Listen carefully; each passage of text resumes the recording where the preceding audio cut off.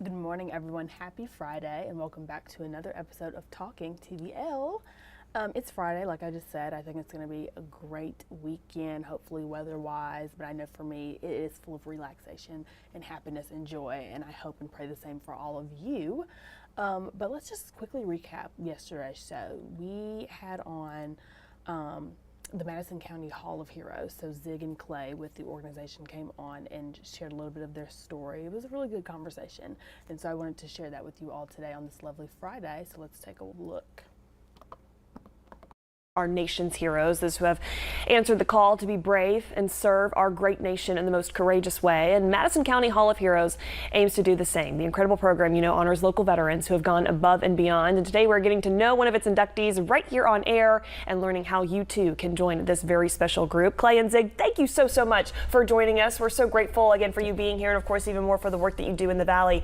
Mr. Zig, I want to start with you because you spent a number of years again in service. You served overseas as well. In Vietnam. So curious if you have, I'm sure again it's a lifetime of dedicated to America, and we thank you so much for it, but any kind of specific experiences or moments that stand out from your time in the service? Well, I wound up in the Air Force, and I spent 20 years as a fighter pilot in the Air Force flying the F-4 Phantom. And yes, I've been overseas, east and west, and Germany, Egypt, Okinawa, overseas, and a year in Vietnam, flying in Vietnam. In Vietnam, I flew combat in 1972, and that was the year the North Vietnamese invaded South Vietnam. And so I wound up flying both over Hanoi and flying air-to-air over Hanoi, and also dropping bombs in the South. Wow. And flew a little over 200 missions. We thank you so much for it. And we're seeing, I love these historic pictures. And again, I just feel like you see, just the courage and bravery. And we can never imagine, but to think that you did just that again for this great nation. And Clay, of course, you're now part of something called the Madison County Hall of Heroes. And Mr. Zig is likewise part of that. So tell me kind of what this process looks like for you. Again, meeting people like Mr. Zig and kind of deciphering, hey, we got to give this man an additional honor. Yeah, so several years ago, we came here. I was active duty Navy, transferred about 11 years ago, and just immersed in the community. Absolutely loved it. Wound up retiring in 2018, and found out about Madison County Military Heritage Commission through a dear friend and mentor of mine who was the prior president, and then came on board and found out about the commission's mission of preserving and promoting the military history of Madison County, and dove in, got to meet wonderful folks like Zig and our other board members and all of our members of the Hall of Heroes. And I'm a history buff. I was a political science major in undergrad, and so the whole idea of preserving military history and preserving specifically for the community, this community is so fantastic in support of veterans, but particularly we, through recognition, remembrance, and education, are the pillars that we execute that mission of honoring that military heritage and preserving that military heritage. It's so important because, Ronald Reagan said that we're one generation of extinction in terms of our freedom away if we don't make sure to preserve it and remember it. And so through recognizing veterans from Madison County who have earned a Valor Award in combat, just as Zig has, that we can then tell their stories. We preserve them through videos that are played in the school through Huntsville City Schools with educational television, and then those videos are preserved at the Library of Congress for further research. And we are setting up a scholarship program that students can go in to do research on the veterans, on the heroes, to be able to earn significant scholarship awards.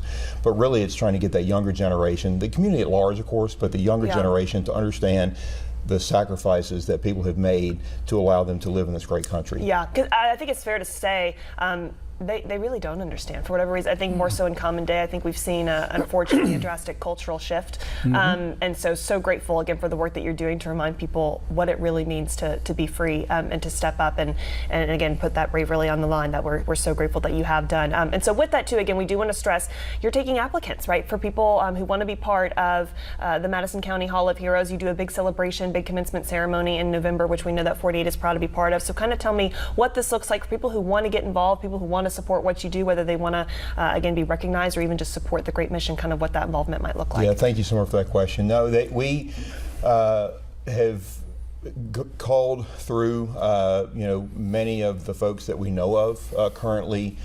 We go through VA department, through Still Serving Veterans, other veterans organizations in town to help us find veterans who are qualified to actually be inducted in the Hall of Heroes. And what we've kind of like, from Zig's generation, Vietnam War, and prior Korean War, we've pretty much kind of run that well dry. And we know with the incredible growth that we've seen in Huntsville, with all the folks moving in with new commands and new businesses, that many folks have served. Or especially if you have friends and family and neighbors that you know who have served, that they just don't know what our mission is and who we are and what we're trying to do. And so I'm confident that there are probably new folks that have come. And if you're a Madison County resident for 3 consecutive years, you meet the residency requirement, and if you've earned a Valor Award in combat as a veteran, then you qualify. So please, I do ask all your viewers and other folks to get the word out, and then if you know someone who has served, go up to them and ask them about their service. Thank them for their service, of course, but ask them about their service, and really to emphasize that if a veteran is maybe reticent, because we find this many times, the veteran's like, well, I did my duty, I did my job, I don't need any special recognition, and I gently tell them and lovingly tell them it's not about you. Yeah. That we need to know your story, the community needs to know your story, and so we need to be able to preserve your story.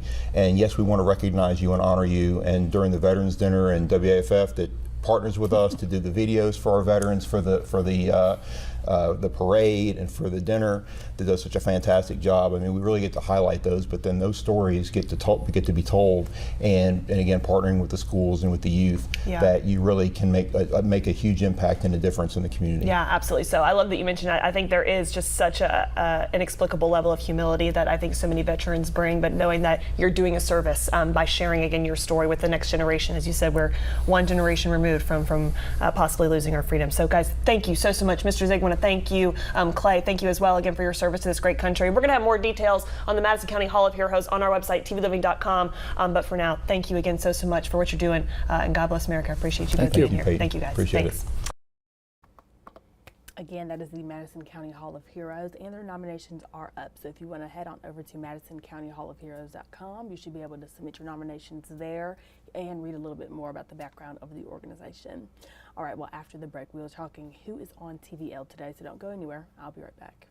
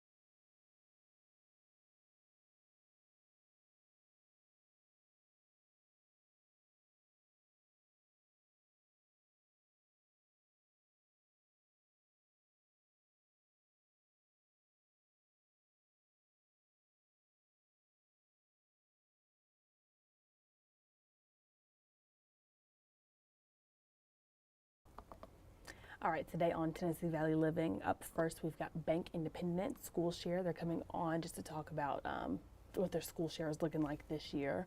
And then we've got Backyard Pool Safety. So the Pool Scouts, Perfect Pools Scouts Honor, they're coming on to talk about pool safety in your backyard. I feel like, summer's coming up. Well, not summer's coming up. Summer's already here. 4th of July's coming up. We've got pools galore. You know what I mean?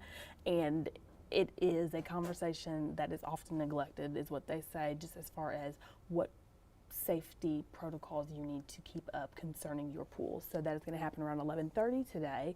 And then the Huntsville Airport is going to come on and talk about some summer travel destinations that you can fly straight out of Huntsville Airport for, one of them being New York City, which I cannot wait to take that flight. I really cannot. That is one of their newer flights that they added for the Huntsville Airport this year. But make sure you're watching the show at 11:45 to figure out what those flights that you can take, different destinations. I know LA is on there and New York, but there's a couple more. So make sure around 11:45 you're tuning in. And then I have a video for you. You can watch Peyton. The time she went to the Huntsville International Airport to get a behind-the-scenes visit. Well, even if you've been to Huntsville International Airport before, you haven't seen it like this. Today on TVL, we're going to show you some behind-the-scenes experiences, so buckle up.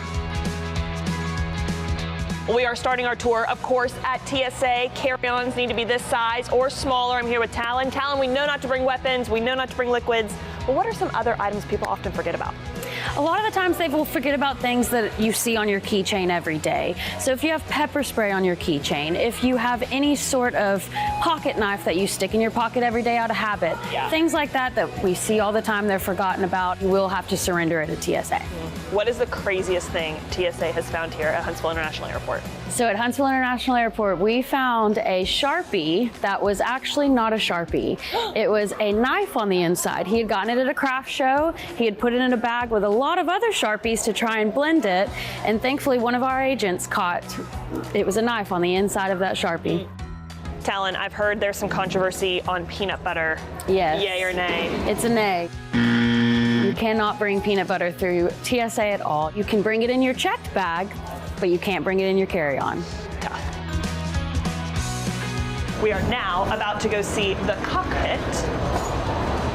First thing we do when we board the airplane is just all the crew members, we have to put our bags in the back. Right. So no special treatment for us. So you get on here how far in advance compared to the passengers? Typically it's we come on board 35 minutes prior to departure, and then as soon as the flight attendant's ready, she'll let the gate know, and then they'll board the passengers. Yeah, so normally the first thing, which I'll do after you leave, I just check all the documents for the airplane and check some of the emergency equipment. We go through our checklists, talk to the ground staff, we push back, and we get on our way. Tennessee Valley Living, welcome aboard. All right, this just in. We are now out on the tarmac. Going to learn how to direct some flights. PPE-1, once available. Everyone has the power to stop the operation. Be safe. Wait for my thumbs up. You're gonna be on that side with him. Okay. All you just have to do is just go like that. That's all Like there is. this? Yeah. That seems kind of anticlimactic. Hey, it's super easy. Oh, here it comes. Here it comes. It's coming. It's coming. I feel like I have so much power. There she is. How's my form? Good. Pretty good?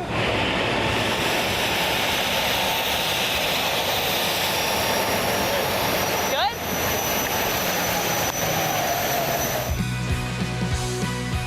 Attention TVL passengers, this is your Captain Peyton speaking with ideas for what you can do before you board. You can grab a snack at Spaceport Cafe, check out some merch and souvenirs at Rocket City News, grab a cocktail at Beer Garden, and you can also get your steps in and check out some views. And one more thing, if you have an early flight, just stay at the hotel here the night before, you won't miss it. Well, that's going to do it for our little tour here at Huntsville International Airport. Be sure wherever you go, book that next flight out of Rocket City to get to the fun faster. Again, that is the Huntsville International Airport. I have got to say that's one of my favorite airports, just out of convenience and comfortability. I do love the chaos of the Atlanta airport, and I do enjoy the Dallas airport as well, but something about Huntsville, maybe it's because I'm from here, a little Rocket City moment, but it is always an easy check-in. I've never had to go through any extra long lines. It is straight to the point, get in, sit down, fly out. So highly recommend flying straight from Huntsville International Airport if you have the chance and opportunity. All right, that is going to do it for today's episode of Talking TVL. Thank you so much for joining me. Happy Friday. Enjoy your weekend, and I will see you on Monday.